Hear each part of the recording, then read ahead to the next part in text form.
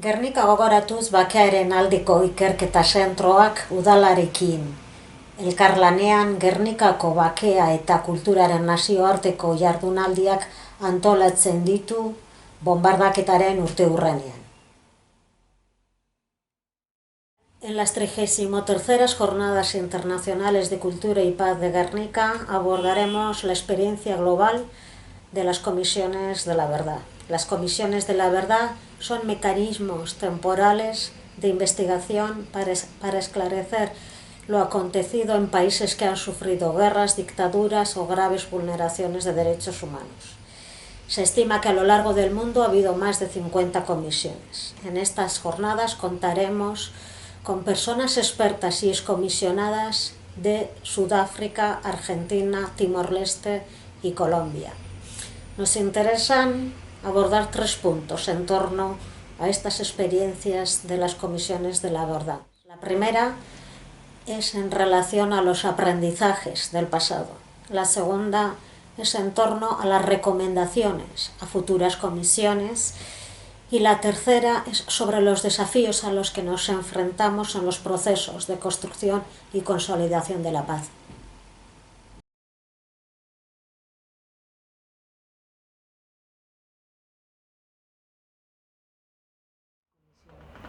Lo primero que llevo en el alma es la absoluta necesidad de estar a la escucha de la gente, tanto de las víctimas con su dolor, con su sufrimiento, con sus esperanzas, como también haber escuchado a los perpetradores, que nosotros siempre los llamamos los responsables. Es la primera cosa que tengo muy profundamente, siempre a la escucha y a la escucha del dolor humano.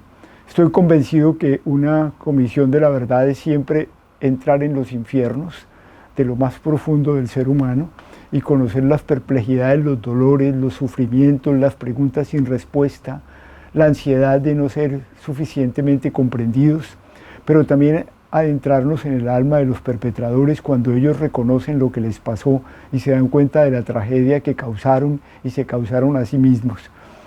Por otra parte, justamente por la magnitud de las cosas que se juegan en una comisión de la verdad y habiendo tenido la responsabilidad de la presidencia, tengo el dolor de no haber estado encima del sufrimiento que tenían mis propios compañeros. Nosotros éramos alrededor de 500 personas trabajando simultáneamente. Estábamos en 28 casas de la verdad en distintos sitios de Colombia y en 24 países. Y en la precipitud en que estábamos, en la necesidad de escuchar a todos, en el correr de los días que fueron muy fuertes durante 4 años, en el que no teníamos un domingo de descanso, no pensábamos en nosotros mismos. Y yo no comprendí con la necesidad que esto requería, los riesgos a que estaban sometidas mis compañeras y compañeros, la mayoría eran mujeres. No comprendí las dificultades que tenían en sus familias, no comprendí las situaciones y los desafíos en que estaban, y por eso quisiera decirles a cualquier otro que hacia el futuro haga una comisión para el esclarecimiento de la verdad, nacida del amor y de la solidaridad con las víctimas, cuídense a ustedes mismos, tengan cuidado de ustedes.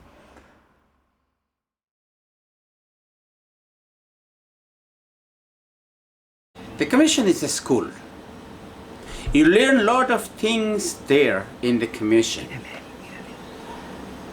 And you learn how to be humble. You learn how to be solidarity with people who suffer. You learn what is the real suffering.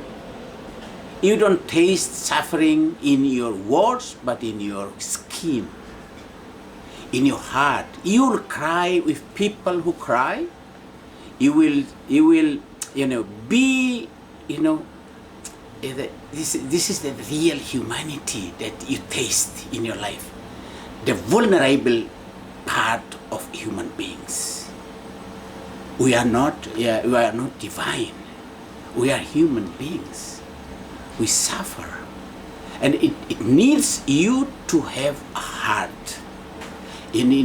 It's not your mind who plays the game, but your heart who will be empathy with people who suffer.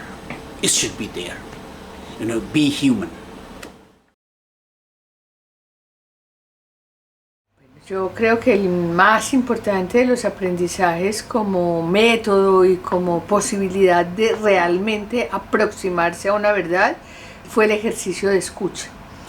Escuchar de verdad, escuchar lo que los otros quieren decir, porque normalmente hemos escuchado lo que queremos. Entonces disponerse a escuchar fue una tarea muy dura ya. Escuchar para comprender y no para juzgar ha sido otra tarea bien grande, y comprender para transformar. Ese fue todo como un reto personal que a la vez se convirtió en el reto metodológico. Lo segundo es pasar de esta idea de la justicia punitiva a la justicia restaurativa. Como sociedad, yo creo que mundial, pero también en Colombia, la justicia punitiva ha jugado muy duro en nuestra mentalidad, en nuestro pensamiento. Entonces, trabajar hacia la búsqueda de la verdad y de una verdad que lleve a la justicia, pero la justicia que permita la reconciliación y que permita la reparación no solo de las víctimas, sino también de una oportunidad para los responsables, también es una tarea moral y política muy grande para una sociedad que ha estado inmersa en el dolor de la guerra y que busca retaliaciones, ¿cierto? Entonces es toda una transformación cultural que esperamos comunicar. Y yo diría que, por último, es entender finalmente que sacando los actores de la guerra se elimina un factor o un síntoma del malestar, pero que las transformaciones tienen que ser de fondo, que no se trata solamente de sacar las armas, sino de construir las condiciones políticas, económicas, culturales, sociales, suficientes para aprender a vivir en comunidad.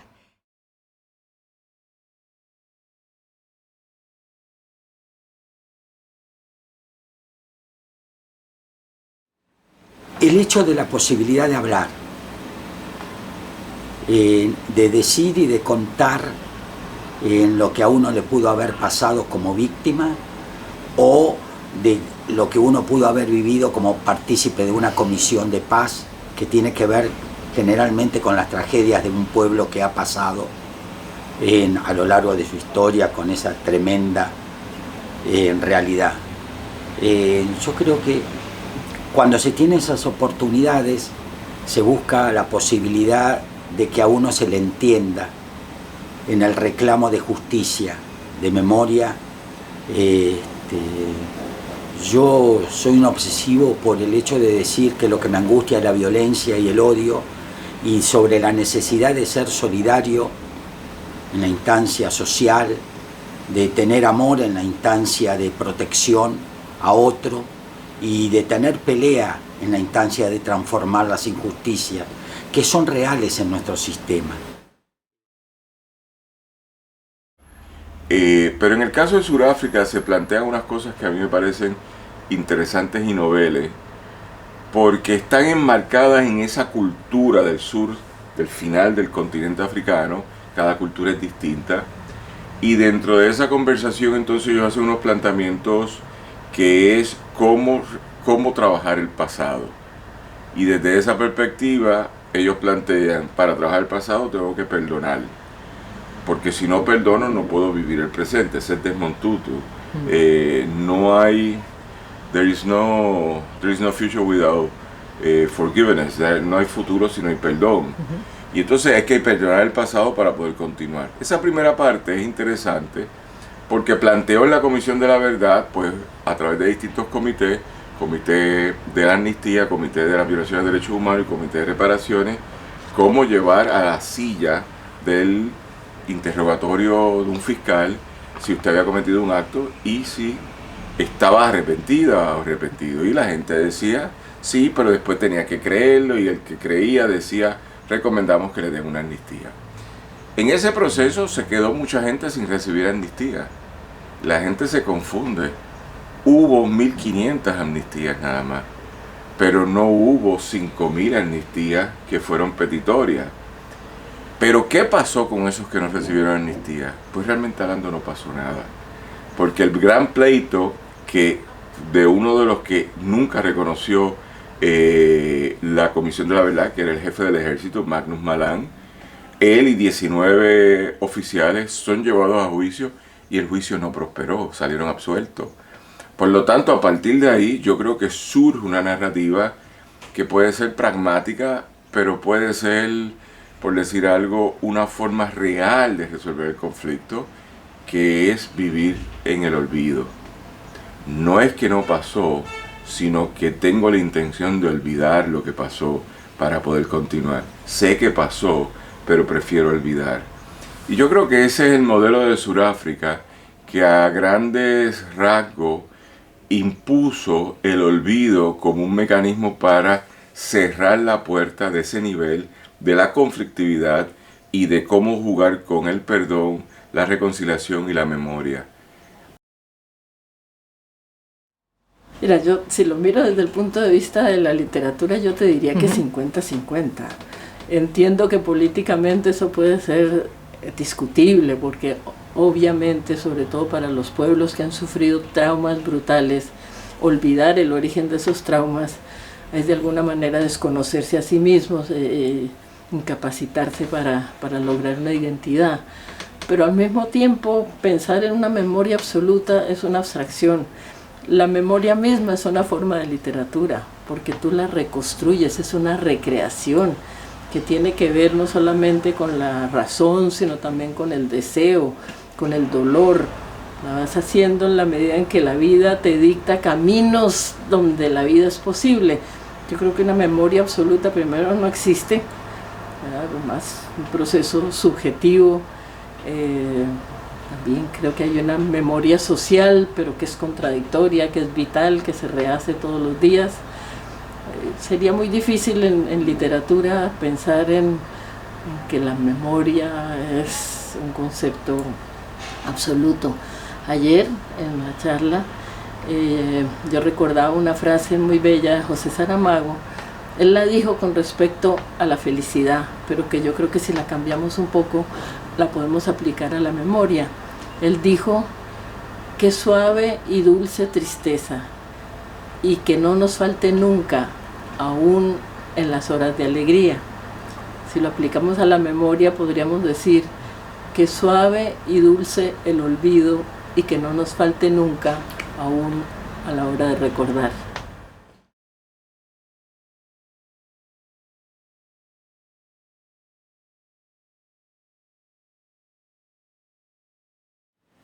El desafío es que no te escuchen.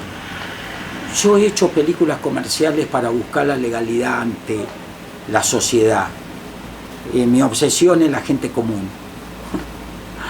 Le digo a la gente común, a la que no es militante de un partido determinado, de que pelea desde sus raíces por el bienestar de todos. Entonces creo que la gente común es la que tiene que manifestarse para lograr cambios políticos. Y yo he buscado la legalidad. Yo digo, tengo actividad privada y mi memoria es popular.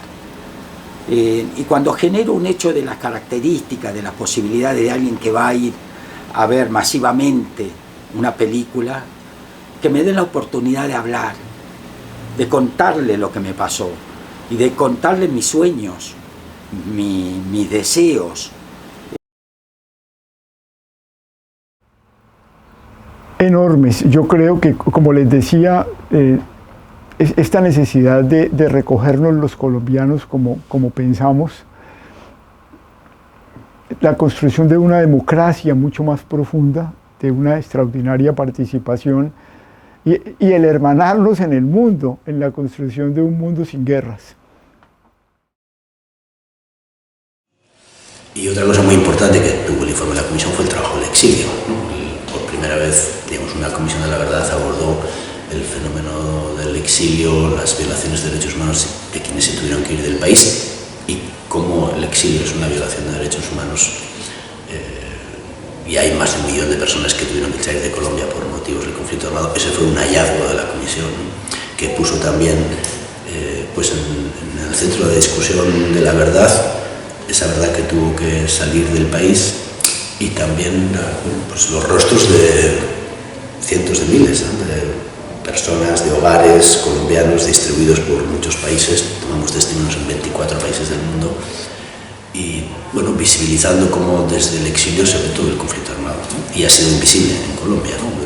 Entonces, hacer visible esa violación es también hacer visible el rostro y la experiencia de mucha gente, desde líderes campesinos o indígenas, hasta jueces que tuvieron que salir del país, hasta empresarios, hasta defensores y defensoras de derechos humanos. Toda esa experiencia colectiva, el informe trató de retornarla al país, ponerla en diálogo también con el conjunto de la investigación de la comisión. Sí, bueno, hemos llegado a la conclusión de que hemos perdido la guerra del narcotráfico. La guerra se pierde, todas las guerras se pierden, ninguna guerra se gana, pero la guerra del narcotráfico de manera muy especial, porque es una guerra que alimenta otras guerras, porque a más guerra que hemos tenido en el territorio, más narcotráfico, más siembra, y sobre todo que esa guerra se ha ensañado con la parte más débil de la cadena, que son los y las campesinas, que pues siembran coca porque es un producto por el que van y que tiene un mercado asegurado. En una sociedad que no tiene carreteras, que no tiene apoyo al campesinado, que no tiene créditos para el campesinado, entonces nosotros tenemos que pensar que tiene que haber una manera más civilista, más civilizada de resolver este asunto, que es mundial, que es universal, que no lo resolvemos nosotros solos. Nosotros no podemos legalizar la droga solos, no podemos regularizarla solos, necesitamos el acompañamiento del mundo que consume también, y sobre todo de ese mundo que tiene que ayudarnos a parar el consumo para que la demanda baje, pero que también tiene que entender que no son las armas, que tiene que ser la noción de un daño social que hay que resolver vía la salud pública, vía condiciones humanas, espirituales y sociales que nos lleven a múltiples sectores de la población al consumo y a la vinculación a la ilegalidad. Yo creo que una sociedad que tiene condiciones económicas y culturales propicias es una sociedad que no necesita drogarse y que no necesita vivir de la ilegalidad, porque la legalidad le está garantizando su desarrollo humano integral.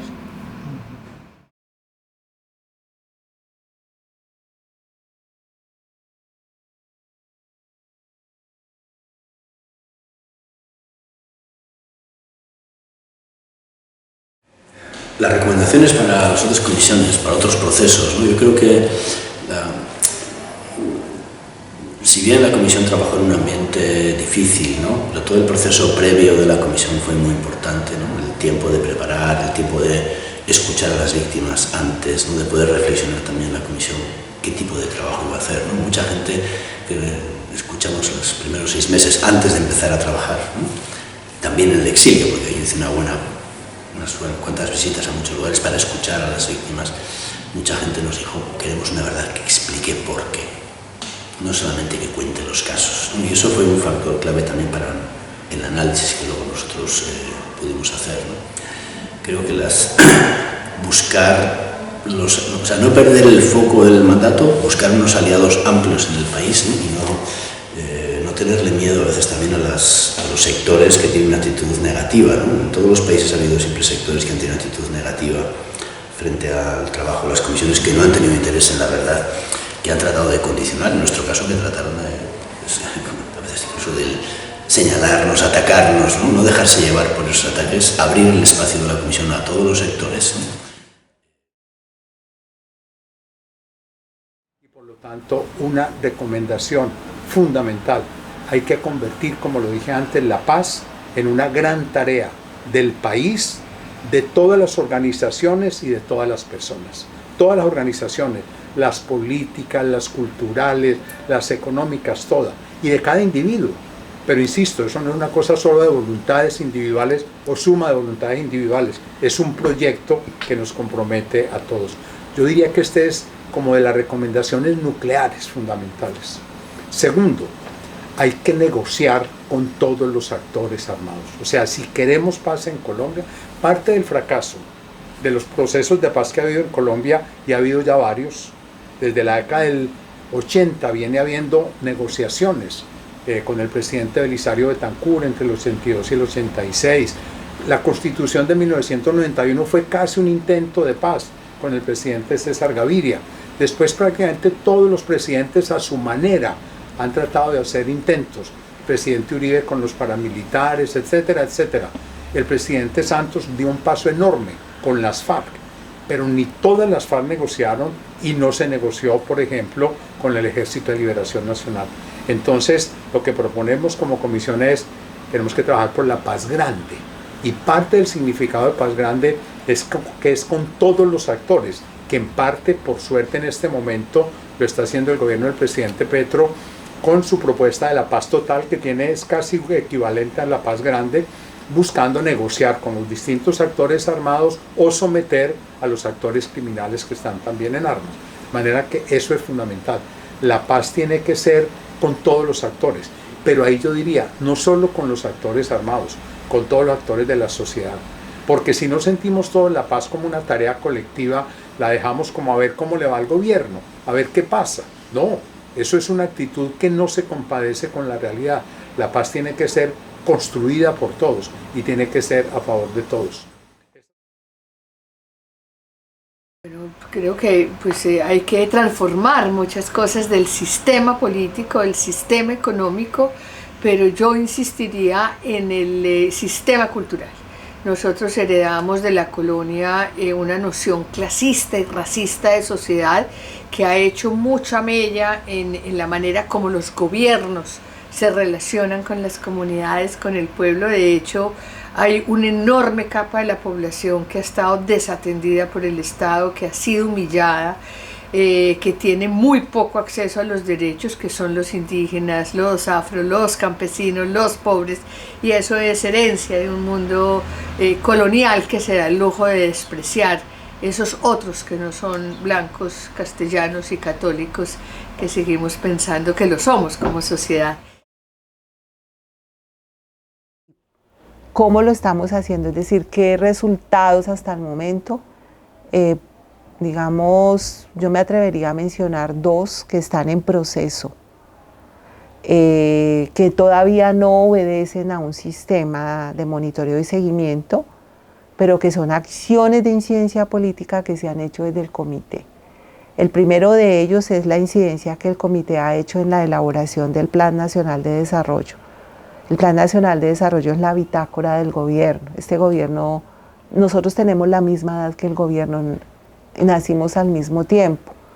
Entonces, son 8 meses, se está en proceso en el Congreso de la República esta ley de Plan Nacional de Desarrollo.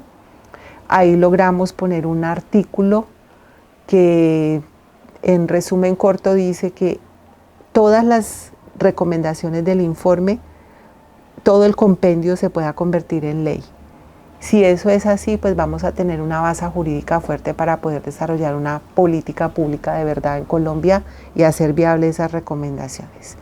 Y en relación específicamente con el exilio, el año pasado desde el comité y con el apoyo de organizaciones de exiliados, se trabajó una propuesta que tiene solamente 2 artículos para reformar una ley de víctimas en Colombia, que es la ley 1448, y las 2 disposiciones de esa propuesta de ley son: 1, que el exilio sea reconocido como una violación grave de derechos humanos, porque en cifras, después del desplazamiento, que es, digamos, como la violación más visible, son 9 millones de desplazados internos en Colombia que ha dejado el conflicto. Y exiliados, pues la comisión pone una cifra que es aproximada porque no hay censos, entonces se establece una cifra de 1 millón de personas.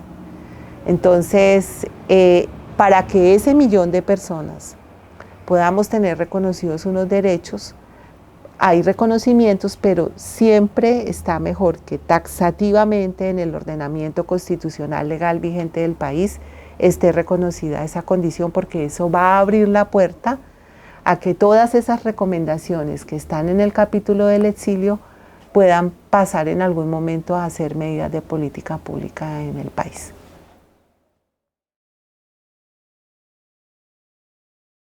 This is a big question.